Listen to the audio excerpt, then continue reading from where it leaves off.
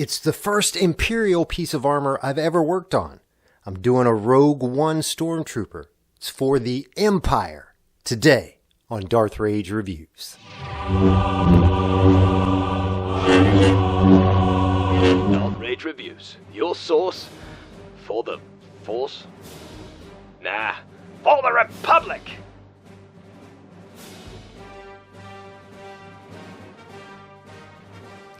Greetings, Force fans, and welcome to another episode of Darth Rage Reviews, your source for the Force.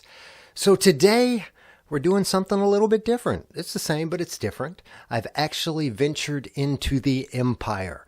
So I've begun work on my full armor kit for a Rogue One Stormtrooper, and as always, I like to begin with the helmet.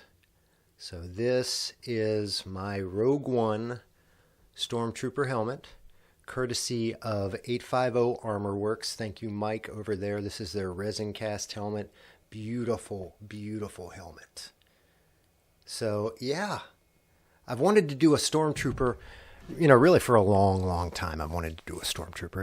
It's as much as I love Clone Trooper armor, and I feel like Clone Trooper armor is the epitome. It's the best looking make-believe armor anywhere.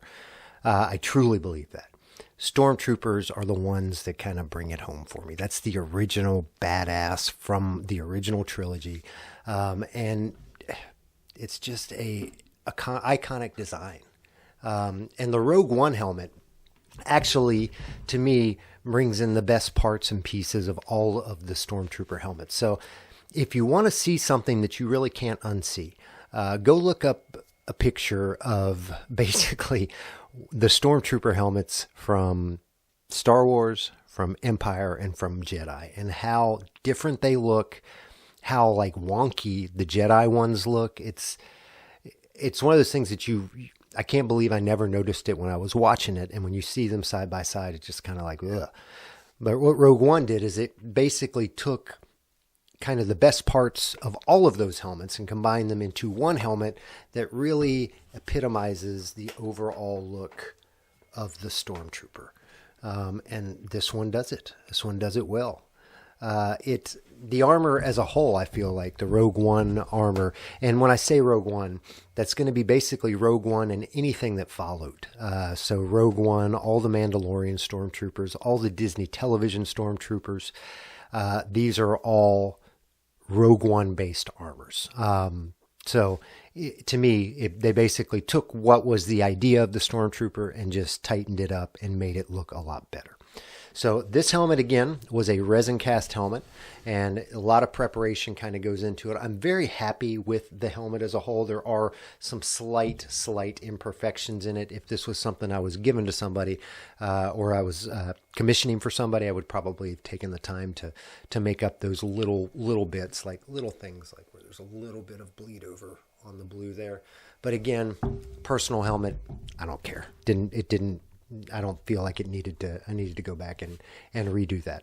I put basically almost an entire can of gloss clear coat on this, and I may possibly come back and add, another several coats just to get it even glossier. There's some gloss there, but it could be glossier.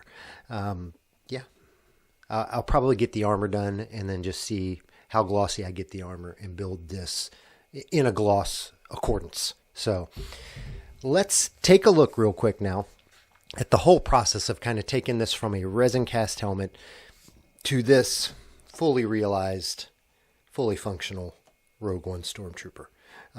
Also, the lenses are just taped in right now. I've just got them taped. I don't know if you can see that. Yeah, taped in. So if I do decide to go back and add more clear coat, I can just pull those lenses out really easy and do that. So let's take a look at the process. Resin cast helmet, very similar to a 3D helmet in the finishing process. A lot less sanding, but there's more Dremel work that you have to do and more detailed Dremel work. So kind of 50-50 on which one's easier to do. They both have their pluses, they both have their minuses, but ultimately the product is going to look the same when you're done. So let's take a look at how I finished this resin cast Rogue One Stormtrooper helmet from 850 Armor Works.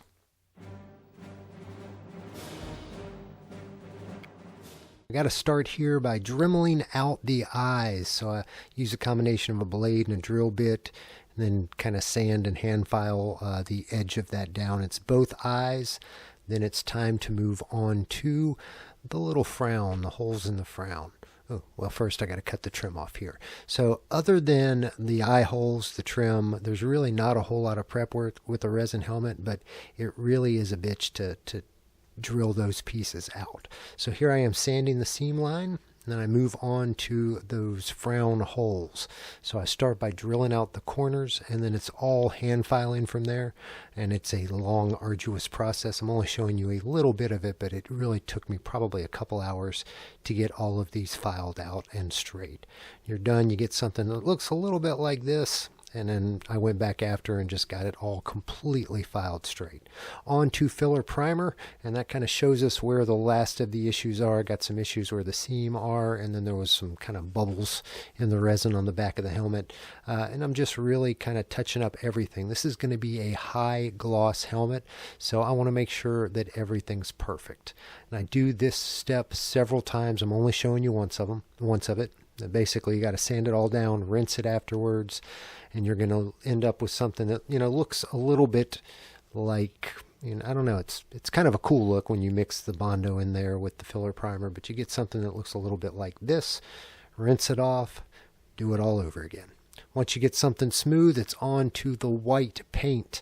This is a gloss white, and I'm doing lots and lots of light coats. You never want to go on too heavy, because if you do it too heavy, you're going to end up with bubbles, you're going to end up with drips, you're going to end up with runs. So lots of light coats, and I used an entire can of gloss white on that. Here we are on to the black. This is the black band that goes around the front, and then the vocoder portion there. I didn't show, but I'm also doing the aerators. They're separate pieces, but it's black, just kind of a gloss black on those. After that, it's on to the tube stripes, and those are going to be a blue. I just taped them off there, you see on each side, and then I'm coming at them with a MTN 94 blue. Before you throw that down, though, I like to lay white down, and that covers up any places the tape might have missed. So then that's MTN 94 blue, and it's actually a color I just had lying around that matched perfectly. Then it's on to the frown. This is the charcoal portions, the frown, the teardrops, the little things in the back there. And again, you see me throwing down that white first just to kind of catch where the tape doesn't catch. Then throw that charcoal paint down. After that, it's just a matter of paint markers. So good tip from Mike over at 850 Armor Works, probably saved me hours in taping to do these vents and grills using paint pens. And it was really easy. I'm surprised I never did it before. So thanks, Mike, for that tip. After that, it's gloss, just a gloss clear coat.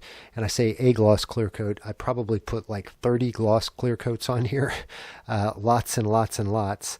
I used an entire can and a half, and I'm probably going to go back and use another can later just to make sure it is super glossy. But yeah.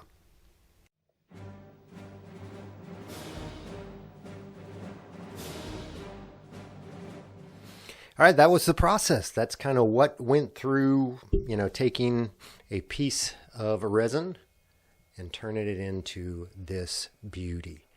I would say these are easier to paint than a Clone Trooper helmet. There's less taping and stuff to do in there, although the gloss finish definitely adds a degree of difficulty, because when you're going with a gloss finish, no damage, no weathering, you just have to make sure that everything is pristine, because anything it shows before you get that gloss down there is going to show even more once you do get the gloss down. So when you are applying gloss, just know you're going to have to go as smooth as a baby's butt in order to get this thing looking good. So let me know what you guys think in the comments of this, my Rogue One Stormtrooper helmet.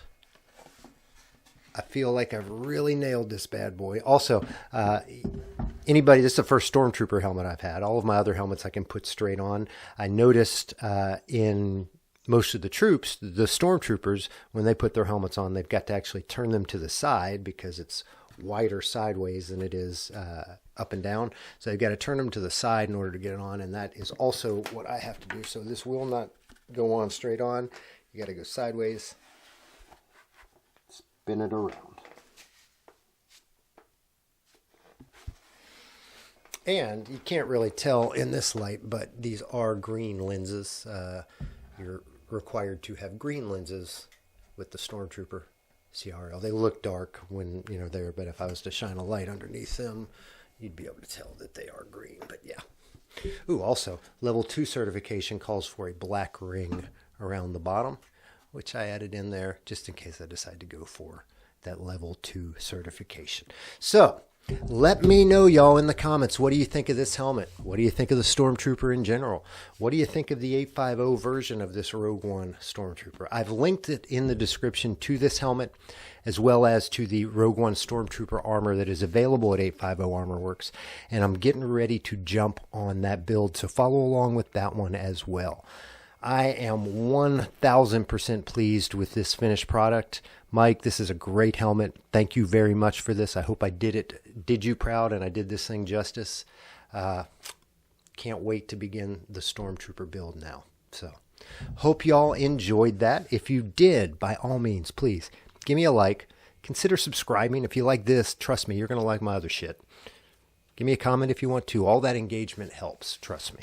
So, as always, y'all, I'm Darth Rage, and this is Darth Rage Reviews, your source for the Force.